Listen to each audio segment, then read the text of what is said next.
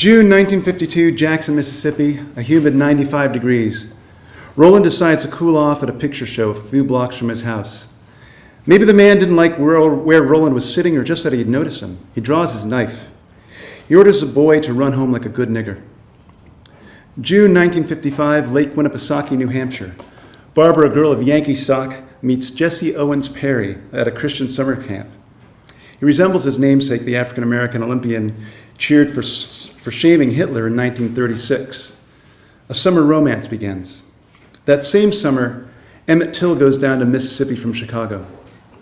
In August, he has a flirtatious encounter with a white shop clerk. The following week, photos of his funeral are published nationwide. The images of his grizzled corpse galvanized the civil rights movement 4 months before the Montgomery bus boycott. Emmett Till, my mother Barbara, and my father Roland were all 14 years old. September 1976, Irvine, California. I've just turned 11 years old and been bumped up to 7th grade a year early. My psychologist father sees clients from home, though he's not always there when I get back from school. I spend my afternoons practicing my guitar or listening to the radio sitting out by our pool. I like the solitude, but it's not like I'm alone all the time. If I want company, all I have to do is plug in my electric guitar, open the garage door, and I'll have a gang of kids skating in the driveway. Dennis will play the drum set he's left over at my house, and we'll have an instant band, an instant party.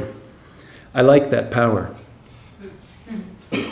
Lately, a 10-year-old girl has been making sexually provocative comments towards me as we ride home on the bus. I'm repelled by her plump sexuality, yet drawn. I've kissed and touched the breast of my babysitter over the summer. In 2 years, I will lose my virginity to a 19-year-old Kiss fan who resembles Mindy from Mork and Mindy. In 8 months, I'll learn of my father's affair with a red-headed Scot that will lead to my parents' divorce. But in this moment, I'm still in the name-calling, fighting stage of childhood flirtation. I want to fuck her, and I tell her. Our conversation is not anonymous. The day following the I want to fuck you / fuck you bus conversation, I'm ambushed. Greg, a tall blonde with icy blue eyes and permanently flushed cheeks, jumps off the bus first. He drops his backpack next to a wall I'll pass to walk home. As I pass, he pulls me down and begins to pummel me. Why did you say you wanted to hurt that girl? She's just a girl. A girl, punch! A girl, punch! Now run home like a nigger. That's right. Run home like a nigger. It's funny how a sentence with the word nigger doesn't need an exclamation point. I don't hear it in my memory. A nigger without an exclamation point is so much more structurally powerful. It holds the calm weight of centuries of privilege. When at 5 years old, I got beat up for calling a kid a nigger, my parents explained the history of the word. Now the term is turned and I'm beaten again. My father is not home, though I'd like to ask him why this is happening in the safe suburbs to which we fled from Los Angeles. This is probably a blessing. My father's Mississippi summers were his justification for a large arsenal. He made it known that the guns were not for show. The weight of centuries does not dissipate in the shared imagination of two teenagers. Barbara and Roland imagined a world where race held little significance for choices of love or movement. They met during an undergrad internship at a mental institution. I'm the biracial son, grabbed into the peaceful idealism of mother, rocked by the violent insecurity inherited from father. I try to live in a world where race does not affect my movements, but my father's fears ambush me when I don't expect it. We know the cliche, black man walks into an elevator, white woman clutches her purse. But the truth is, I walk in and I wonder if she's the threat, if this situation is a threat. Emmett Till haunted my father. Roland put on a suit, got degrees from 3 universities, and moved himself as far away from a place where the phrase, "Now you saw how they did that boy," was shared as a ritual warning. But he could never relax.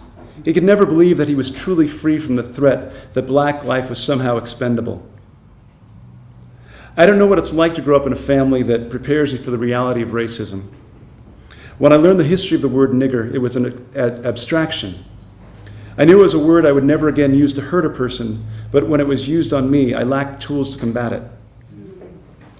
My father's flight of imagination led to the freedom I felt as a young boy, the freedom to live large, to feel the power of my intellect and talent, yet he lacked the confidence I felt.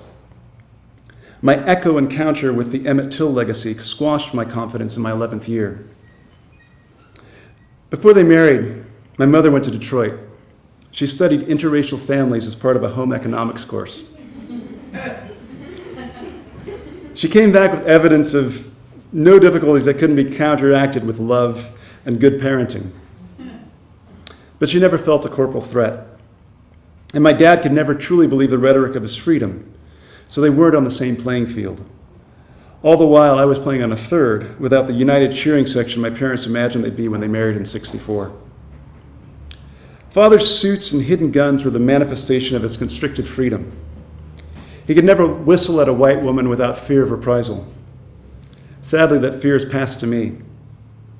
August 24th, 1955, 10 years before I was born, Emmett Till either whistled, propositioned, or simply said, "Bye, baby," to a 21-year-old woman. I longed to feel that free.